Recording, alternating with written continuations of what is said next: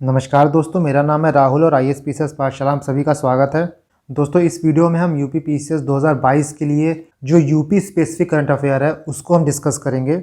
और इस वीडियो में आगे बढ़ने से पहले हम एक नज़र डाल लेते हैं कि पिछले वर्षों में कैसे करंट अफेयर पूछे गए हैं। उससे हमको एक आइडिया हो जाएगा कि हमको कितना डीप जाना है और क्या क्या एरिया कवर करना है, क्योंकि करंट अफेयर देखिए बहुत डीप होते हैं। आप मतलब करंट अफेयर का पूछ पकड़ते पकड़ते बहुत आगे निकल सकते हैं। सो सबसे पहले हमको ये देखना पड़ेगा कि हमारा एरिया क्या है, हमारा बाउंड्री क्या है। तो जैसे आप ये देखिए, पिछले सालों में कुछ करंट अफेयर पूछे गए हैं। यहाँ आपसे पूछा गया कि ग्लोबल पीस इंडेक्स 2021 में मोस्ट पीसफुल रीजन कौन सा था। यहाँ आपसे यूपी के रामसर साइट के बारे में पूछा गया है। यहाँ पूछा गया है कि सरस आजीविका मेला कहाँ पे ऑर्गेनाइज किया गया। यहाँ पे यूपी गवर्नमेंट ने अपने बजट में एक स्कीम अनाउंस की थी, उसके बारे में पूछा गया है। यहाँ पे नीति आयोग का जो SDG इंडेक्स है उसमें पूछा गया स्टेट की रैंकिंग। यहाँ बेसिकली पूछा गया है कि राम प्रसाद बिस्मिल की बर्थ एनिवर्सरी कहाँ मनाई गई। तो इन क्वेश्चंस को देख के आपको एक आइडिया हो रहा होगा कि नीति आयोग का रिपोर्ट के बारे में जो रैंकिंग है वो पूछी गई है, या फिर कहीं कोई ऑर्गेनाइज हुआ है उस प्लेस का नाम पूछा गया है। जैसे यहाँ पे आप देखिए आजीविका मेला के बारे में पूछा गया है। इसी तरह आपसे स्कीम के बारे में पूछा गया है। तो मोटा मोटा आप समझ गए होंगे कि यही हमको कवर करना है। ये चीज दिखाना जरूरी इसलिए था कि बहुत से लोग ऐसे हैं जो कि प्रीवियस ईयर पेपर नहीं देखे हैं, सो उनको आइडिया नहीं होता है। तो अब उनको आइडिया हो गया होगा कि कितना करंट अफेयर आता है और कितना डीप हमको जाना है। क्योंकि बेसिक चीज है ना कि जिस एनिमी से आप लड़ाई कर रहे हो उसके बारे में जानना बहुत जरूरी है, तभी आप अपनी तैयारी अच्छे से कर पाओगे। तो ये वीडियो बहुत लंबी होने वाली नहीं है, आपको 20-22 मिनट की वीडियो मिलेगी। और इस वीडियो को मैं 3 या 4 पार्ट में लाऊंगा, मतलब 3-3 मंथ को कवर कराऊंगा, ताकि आपकी रिविजन भी अच्छे होते रहे। क्योंकि क्या है ना कि बहुत बड़ी वीडियो रखने से चीजें मोनोटोनस हो जाती हैं और इंटरेस्ट खत्म हो जाता है। सो मैं वीडियो को 3 या 4 पार्ट में लाऊंगा और इन 3-4 पार्ट में आपके पूरे 12 महीने के करंट अफेयर कवर हो जाएंगे यूपी स्पेसिफिक। और इसके बाद जो आई दृष्टि है घटना चक्र की, हम उसको कवर करना शुरू करेंगे। और जब मैं आई दृष्टि पढ़ाऊंगा तो जो उसमें यूपी स्पेसिफिक कुछ आपको करंट मिलेंगे तो मैं वहां कवर करा दूंगा। सो आप यहाँ पे उसको ऐड कर लीजिएगा। सो आपके पास एक यूपी स्पेसिफिक करंट अफेयर का नोट होलिस्टिक वे में तैयार हो जाएगा। तो यहाँ से जितने भी क्वेश्चन आएंगे आपके मोटे मोटे बन जाएंगे। साथ ही मेरे लेक्चर का PDF, जो मैंने करंट अफेयर का PDF बनाया है, वो आप मेरे टेलीग्राम चैनल से ले सकते हैं। और मेरे टेलीग्राम चैनल का लिंक आपको डिस्क्रिप्शन में मिल जाएगा, तो आप जाकर उस चैनल को ज्वाइन कर लीजिए। तो यूपी PCS 2022 के नज़रिए से ये वीडियो काफ़ी इंपॉर्टेंट होने वाली है। और आई वुड रिक्वेस्ट कि आप इस वीडियो को 2 तरीके से देखिएगा। पहले आप इस वीडियो को पूरा देख लीजिए जैसे मैं पढ़ा रहा हूँ।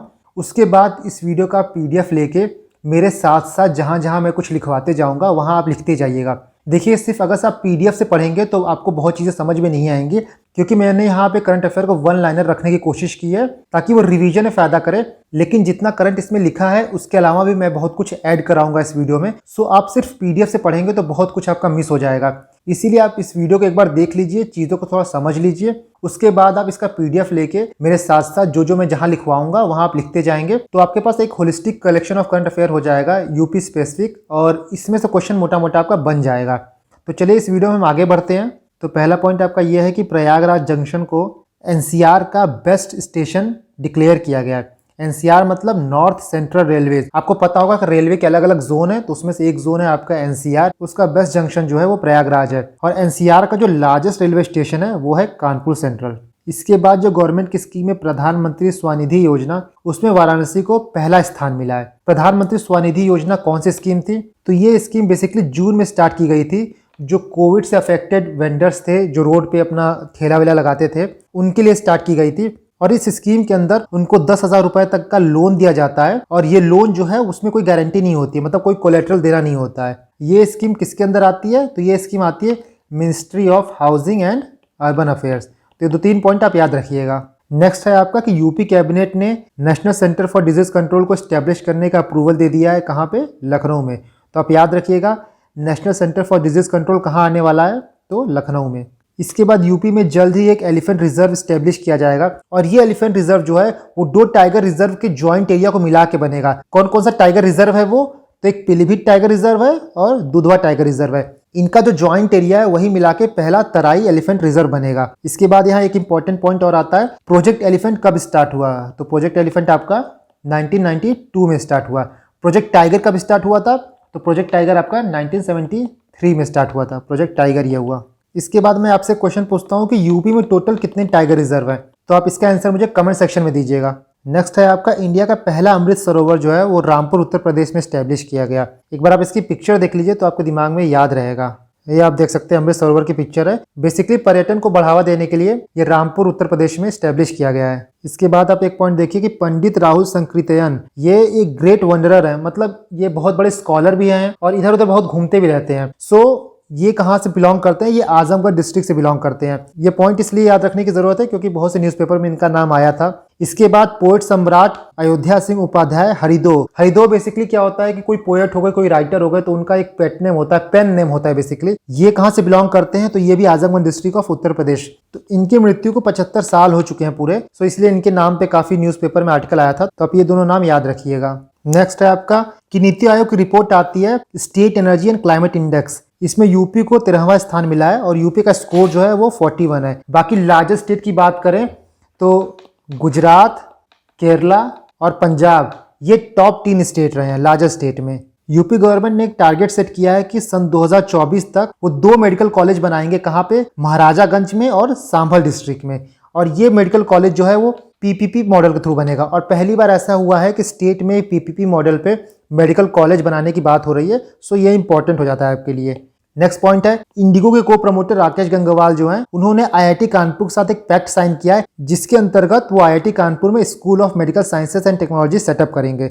नेक्स्ट पॉइंट है आपका कि इंडिया की फर्स्ट रैपिड रेल जो कि दिल्ली से मेरठ चलेगी उसको अनवील्ड किया है किसने? National capital regional transport corporation NCRTC. ये जो आपका आरआरटीएस है मतलब रीजनल रैपिड ट्रांजिट सिस्टम, ये किनके बीच चलेगी? तो दिल्ली से चलेगी गाजियाबाद फिर मेरठ कॉरिडोर। तो दिल्ली गाजियाबाद मेरठ कॉरिडोर और ये कितना डिस्टेंस कवर करेगी? 82 किलोमीटर 55 मिनट के अंदर। ये इंडिया का पहला रैपिड रेल है जहां आपको बिजनेस कोच मिलेगा, मतलब रीजनल लाइन पे चलने वाली पहली रैपिड रेल है जहां आपको बिजनेस कोच मिलेगा। इसके बाद देखिए यूपी के सीएम योगी आदित्यनाथ ने स्कूल चलो अभियान स्टार्ट किया है। कहां से? श्रावस्ती डिस्ट्रिक्ट से।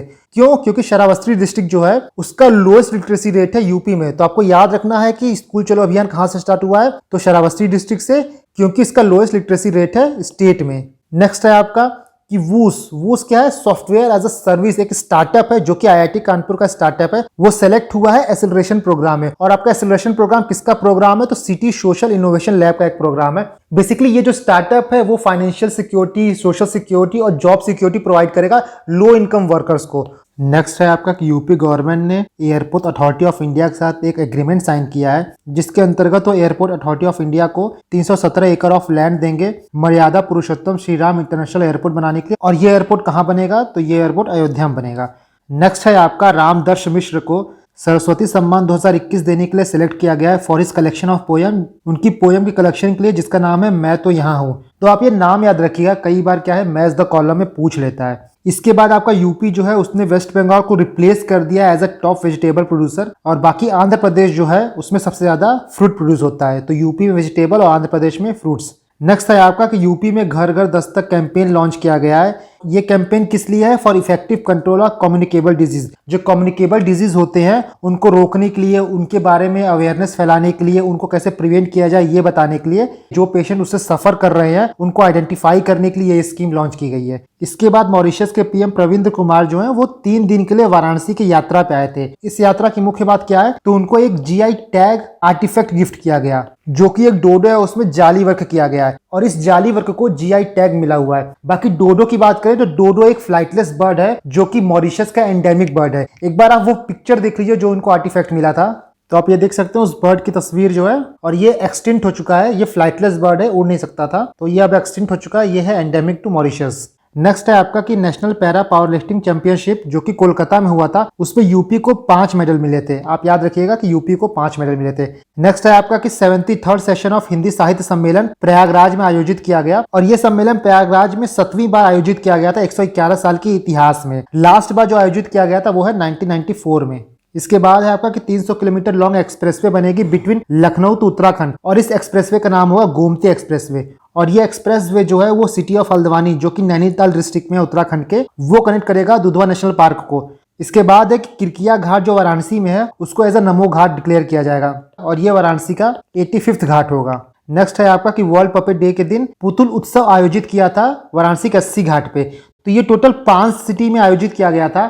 आपका वाराणसी हो गया, हैदराबाद हो गया, अंगुल डिस्ट्रिक्ट ऑफ उड़ीसा हो गया, अंगुल डिस्ट्रिक्ट, दिल्ली हो गया और नेक्स्ट है आपका अगरतला त्रिपुरा में। तो इन 5 शहरों में पुतुल उत्सव का आयोजन किया गया था। इसके बाद है कि ministry of housing and urban affair ने स्मार्ट सिटी की रैंकिंग जो है रिलीज किया है, जिसमें वाराणसी ने यूपी में टॉप किया है और टॉप के 20 शहरों में 5 यूपी के शहर हैं। वो कौन कौन से हैं? तो वाराणसी हो गया, लखनऊ हो गया, आगरा हो गया, आपका प्रयागराज हो गया और कानपुर हो गया। पहले नंबर पे आपका भोपाल है, दूसरे नंबर पे आपका इंदौर है और तीसरे नंबर पे आपका वाराणसी है एंड फोर्थ नंबर पे आपका आगरा है। तो याद रखिएगा, भोपाल, इंदौर, वाराणसी और आगरा। नेक्स्ट है आपका कि आईआईटी कानपुर के प्रोफेसर अरुण शुक्ल को खोसला नेशनल अवार्ड से सम्मानित किया गया और ये अवार्ड उनको क्यों मिला था? To understand the structure, function and regulation of G protein coupled receptors. तो जी प्रोटीन कपल रिसेप्टर्स का स्ट्रक्चर, फंक्शन और रेगुलेशन को स्टडी करने के लिए, समझने के लिए उनको ये अवार्ड मिला था, खोसला नेशनल अवार्ड। इसके बाद नीति आयोग जो एक इंडेक्स प्रिपेयर करता है जिसका नाम है एक्सपोर्ट प्रिपेयर्डनेस इंडेक्स। इसके माध्यम से नीति आयोग ये देखती है कि कौन सा स्टेट कितना अच्छा है, कितना इजीली वहां से एक्सपोर्ट हो सकता है। इसमें उत्तर प्रदेश को 6वां स्थान मिला है, गुजरात जो है वो पहले नंबर पे है, महाराष्ट्र जो है वो दूसरे नंबर पे है और कर्नाटक आपका तीसरे नंबर पे है। इसके बाद आईआईटी कानपुर के कुछ रिसर्चर ने एक बायोडिग्रेडेबल नैनो पार्टिकल को क्रिएट किया है जिसको हम लोग क्रॉप पे यूज कर सकते हैं as a alternative to insecticide और पेस्टिसाइड्स। उससे ये होगा कि जो फसलों में बैक्टीरियल और फंगल इन्फेक्शन लगते हैं वो नहीं लगेंगे और साथ ही जो हम लोग केमिकल यूज करते हैं वो नहीं होगा, क्योंकि ये बायोडिग्रेडेबल मटेरियल से बना है तो ये एनवायरमेंट को भी हार्म नहीं करेगा। तो बेसिकली आप याद रखिएगा कि आईआईटी कानपुर ने ऐसा किया है। नेक्स्ट आप याद रखिएगा कि यूपी की ministry of rural development and Panchayati Raj ने एक ओम्बड्सपर्सन ऐप डेवलप किया है। वो किस लिए? तो जो मनरेगा रिलेटेड कंप्लेंट है उनसे डील करने के लिए ये ओम्बड्सपर्सन ऐप को डेवलप किया गया है। नेक्स्ट है आपका कि उस्ताद अली खान जो कि सरोद प्लेयर है, उनको Pandit Hariprasad Chaurasia lifetime achievement award मिला है। यहाँ आप एक बात याद रखिएगा कि उस्ताद अमजद खान जो है वो ग्वालियर के हैं, और हरिप्रसाद चौरसिया जी ये प्रयागराज के हैं। अमजद अली खान जी को 2001 में पद्म विभूषण मिला था और हरिप्रसाद चौरसिया जी को 2000 में पद्म विभूषण मिला था। तो ये पॉइंट आप याद रखिएगा। इसके बाद नेक्स्ट है कि मिनिस्ट्री ऑफ जल शक्ति उत्तर प्रदेश को नेशनल वाटर अवार्ड मिला है 2022। ये अवार्ड बाय प्रेसिडेंट दिया गया है रामनाथ कोविंद जी द्वारा और यूपी में जो वाटर कंजर्वेशन को लेकर काम हुआ है उसके लिए ये अवार्ड मिला है। तो अगर आप यहाँ देखें तो यूपी जो है पहले नंबर पे है, राजस्थान दूसरे नंबर पे है और तमिलनाडु आपका तीसरे नंबर पे है। यूपी के मुजफ्फरनगर डिस्ट्रिक्ट को बेस्ट डिस्ट्रिक्ट अवार्ड मिला है नॉर्थ जोन में। ठीक है, अगर हम इस अवार्ड की बात करें तो ये इसका तीसरा संस्करण है। सबसे पहले ये अवार्ड जो है वो 2018 में देना शुरू किया गया था। इसके बाद हम बात करें तो पद्म अवार्ड दिए गए हैं जिसमें से यूपी में 14 लोगों को मिले हैं। तो इसमें से देखिए पद्म विभूषण जो है वो 2 लोगों को मिले हैं, राधेश्याम खेमका और कल्याण सिंह को, और ये अवार्ड उनको पोस्टह्यूमसली मिला है, मतलब उनके देहांत के बाद उनको ये अवार्ड मिला है। राधेश्याम खेमका जी और कल्याण सिंह जी दोनों का देहांत 2001 में हुआ था। अगर आप जानते होंगे तो राधेश्याम खेमका जी बहुत बड़े जर्नलिस्ट थे और आपने गीता प्रेस का नाम सुना होगा, गीता प्रेस गोरखपुर, उसके द्वारा प्रकाशित एक पत्रिका थी जिसका नाम कल्याण था। तो ये कल्याण के 38 साल तक एडिटर थे। पद्म भूषण 2 लोग को मिले हैं, राशिद खान जी को और वशिष्ठ त्रिपाठी जी को। इसके बाद पद्मश्री इतने लोग को मिले हैं, आप ये देख सकते हैं। ये लिस्ट आप एक बार पढ़ लीजिएगा और आई वुड रिक्वेस्ट कि एक बार नाम आप गूगल कर लीजिएगा। तो गूगल कर लेंगे तो आपके दिमाग में रहेगा एटलीस्ट यूपी के किन किन लोगों को मिला है वो आपको पता होना चाहिए। तो आप ये लिस्ट एक बार देख लीजिएगा। नेक्स्ट आपका है कि सतीश महाना को स्पीकर इलेक्ट किया गया यूपी असेंबली का। ये महाराजपुर सीट से एमएलए हैं। तो आप ये याद रखिएगा कि सतीश महाना जो है वो नए स्पीकर हैं। नेक्स्ट आपकी बात करें तो देबाशीष पांडे जो हैं वो नए चेयरमैन है IRDAI का, मतलब insurance regulatory and development authority of India. IRDAI का हेडक्वार्टर कहाँ पे है? तो इसका हेडक्वार्टर आपको हैदराबाद में मिलेगा, तेलंगाना। ठीक है, IRDAI जो है वो IRDAI 1999 एक्ट के थ्रू बना था, मतलब ये स्टैट्यूटरी बॉडी है। इसके साथ ही कुछ और बॉडी का हम हेडक्वार्टर देख लेते हैं। तो RBI का हेडक्वार्टर आपका मुंबई में है, सेबी का हेडक्वार्टर आपका मुंबई में है और नाबार्ड का हेडक्वार्टर आपका मुंबई में। तो आप ये याद रखिएगा। इसके बाद अगर हम PFRDA की बात करें, मतलब pension fund regulatory and development authority, तो इसका जो हेडक्वार्टर है वो है दिल्ली में। तो ये कुछ हेडक्वार्टर याद रखिएगा, कई बार आ जाता है मैच करने के लिए। अगला देखिए तो इंटरनेशनल ध्रुपद मेला जो है वो तुलसी घाट वाराणसी पे आयोजित किया गया और ये 48th एडिशन था। अगर हम ध्रुपद की बात करें तो ध्रुपद जो है वो oldest form of Hindustani classical music है। ध्रुपद म्यूजिक में जो सबसे फेमस नाम आता है वो है बैजू बावरा का।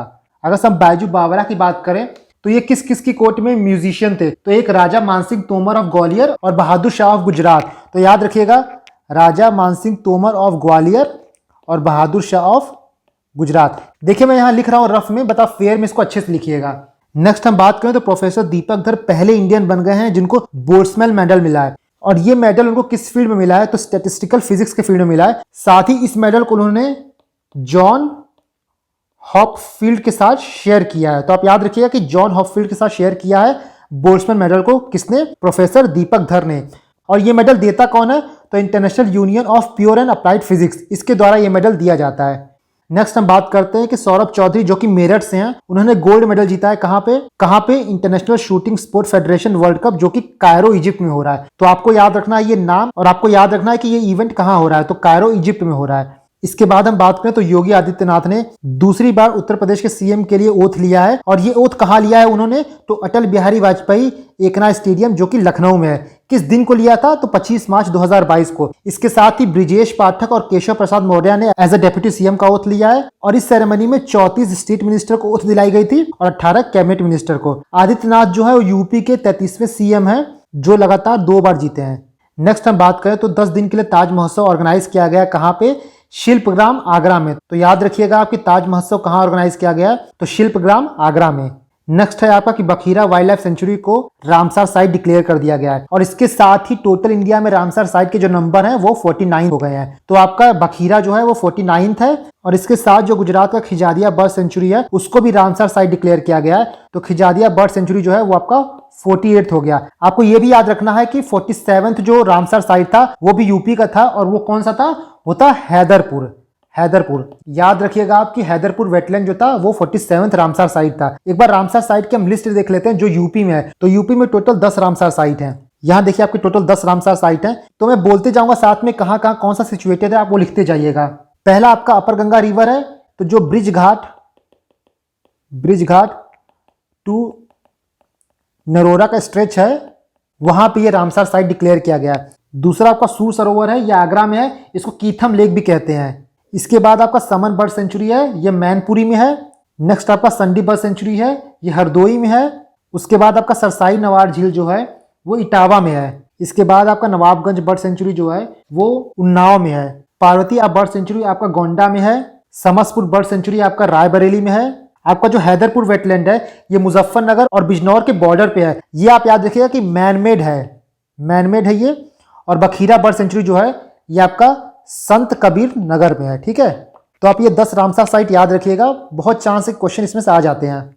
इसके बाद जो रिपब्लिक डे का परेड हुआ था उसमें यूपी की झांकी को बेस्ट झांकी का अवार्ड मिला है। और यूपी की झांकी का थीम क्या था? तो 1 डिस्ट्रिक्ट 1 प्रोडक्ट और काशी विश्वनाथ धाम, ये यूपी की झांकी का थीम था। तो पहला प्राइज यूपी को मिला है, दूसरा प्राइज कर्नाटका को मिला है और तीसरा प्राइज आपका मेघालय को मिला है। कर्नाटका का क्या थीम था? तो क्रैडल ऑफ ट्रेडिशनल हैंडीक्राफ्ट, यह आपका कर्नाटका का थीम था। तो दोस्तों मैंने यहां तक 3 महीने का करंट अफेयर कवर कर दिया है। आपका फरवरी, मार्च और अप्रैल कवर हो चुका है। इसके बाद आने वाली वीडियो में मैं 3 महीने को और कवर करूंगा और उसके बाद जो वीडियो है मैं कोशिश करूंगा कि पूरा कवर कर दूं। सो आप इस वीडियो को 1-2 बार रिवाइज करिए। जो मैंने इसमें इंपॉर्टेंट पॉइंट बताए हैं, जो मैंने लिखवाए हैं, उसको आप स्क्रिबल कर लीजिएगा, उसको लिख लीजिएगा। क्योंकि जैसा आप देख रहे होंगे कि बहुत चीजें मैंने इसमें एडिशन करवाया है और उससे प्रोबेबल क्वेश्चन बन सकते हैं। सो करंट अफेयर पढ़ने का तरीका यही होता है कि अगर से आप कुछ चीज पढ़ रहे हो तो उससे कुछ रिलेटेड है ना, तो वो भी आप पढ़ लो। तो अगर से क्वेश्चन उसके पेरीफेरी में आए तो आपका होलिस्टिक वे में तैयार हो और आंसर हो जाए। तो दोस्तों अगर आपको वीडियो पसंद आई हो तो इस वीडियो को लाइक कर लीजिए और आप चैनल पे नए हैं तो चैनल को सब्सक्राइब कर लीजिएगा, क्योंकि मैं इसका जब सेकंड पार्ट लाऊंगा, थर्ड पार्ट लाऊंगा तो उसका नोटिफिकेशन आपको आराम से मिल जाए। तो फ्रेंड्स आप इसी तरह मेहनत करते रहिए। Thank you and God bless you all.